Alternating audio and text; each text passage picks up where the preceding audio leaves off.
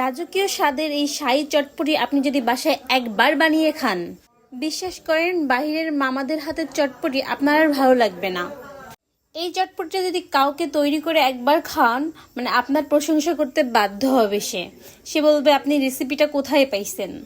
আমি তো খাইতেই আছি, আমার হাত আমি বন্ধ করে রাখতে পারতেছি না, মানে থামাইতে পারতেছি না। তাহলে শুরু করা যাক আজকের মজাদার রেসিপি। এখানে আমি ডাবরি ডাল নিয়েছি আধা কেজি, মানে সারা রাত ভিজিয়ে রাখছিলাম। পরে সকালবেলা ঘুম থেকে উঠে ডালটা ভালোভাবে ওয়াশ করে নিয়েছি। ওয়াশ করে নিয়ে এখানে আমি পোলাও চাল ধুয়ে দিয়ে দেবো 1 মুঠ, আর দিয়ে দিব 3টা আলু। এখানে 1 টেবিল চামচ রসুন বাটা ব্যবহার করতেছি, হলুদ ব্যবহার করতেছি 1 চামচ, তারপর লবণ 1 চামচ, আর কয়েকটা কাঁচামরিচ মানে কুচি করে দিয়ে দিয়েছি। এই পাশে আমার ডালটা সেদ্ধ হতে থাকুক। আমি এখানে এখন তেঁতুলের টক তৈরি করে নিব। তেঁতুলের টক তৈরি করার জন্য আমি এখানে তেঁতুলের বিচিগুলো আলাদা করে ফেললাম। তেঁতুলটা অনেকক্ষণ ভিজায় রাখছিলাম, তারপর তেঁতুলটা আমি জ্বালাই নিচ্ছি। এখানে আমি লবণ আর চিলি ফ্লেক্স ব্যবহার করছি। লবণ আর চিলি ফ্লেক্স দিয়ে টকটা ভালোভাবে জাল করে নিব। তারপর এখানে টকটা যখন ঠান্ডা হয়ে যাবে তখন আমি এখানে চিনি ব্যবহার করতেছি, বিট লবণ ব্যবহার করতেছি, আর চিলি ফ্লেক্স ব্যবহার করতেছি, আর চটপটি মশলা আছে প্যাকেট মশলা, ওইটা ব্যবহার করলাম, আর আমার হাতের তৈরি করা চটপটি মশলাটা ব্যবহার করছি। আর দিয়েছি কাঁচামরিচ আর ধনিয়া পাতা কুচি আর 1 ফালি লেবুর রস। এইখানে আমি কিছু নিমকি ভেজে নিব। এই নিমকি ছাড়া আমার কাছে চটপটি একদমই ভালো লাগে না। নিমকি কিন্তু অনেকটা ভূমিকা রাখে চটপটির স্বাদ বাড়ানোর জন্য। দেখেন আমার নিমকিগুলো কতটা ক্রিস্পি হয়েছে। এরপর আমি পেঁয়াজ ব্রেস্তা করে নিব। এই পেঁয়াজ ব্রেস্তাটাও কিন্তু শাহী চটপটিতে অনেক বেশি মজা লাগে। মানে এই চটপটিটা মানে সব কিছু মেলাই অনেক অনেক অনেক অনেক ফ্লেভারফুল, অনেক মজা হয়। এরপর যে ডালটা জাল করতে দিয়েছিলাম সেই ডালের কাছে ফেরত আসলাম। দেখতেছি কিছু ডাল আমার একদম গলে গিয়েছে, আর কিছুটা ডাল আস্ত রয়েছে। আমি ঠিক এরকমই চাচ্ছিলাম আর কি।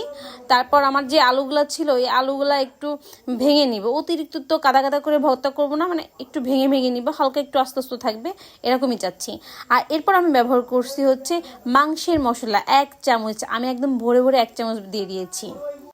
আমার কাছে অনেকটা ঘন মনে হচ্ছিল, এর জন্য আমি কিছুটা পানি ব্যবহার করছি। আর এখানে আমি প্যাকেট মশলা আছে না, চটপটির মশলা, ওইটা দিয়ে দিয়েছি। আর এখন আমি নিজের হাতে তৈরি করব একটা চটপটি মশলা, আপনাদের দেখাচ্ছি। এখানে আমি শুকনা মরিচ, এলাচ আর দারচিনি নিয়ে নিয়েছি। ওইগুলো একটু ভালো করে ভাজার পর এখানে আমি গোলমরিচ, ধনিয়া, তারপরে আস্ত গোটা জিরা দিয়ে দিব। মানে এইগুলো একটু ভেজে নিব। তারপরে দিয়ে দিব 5 ফোড়ন।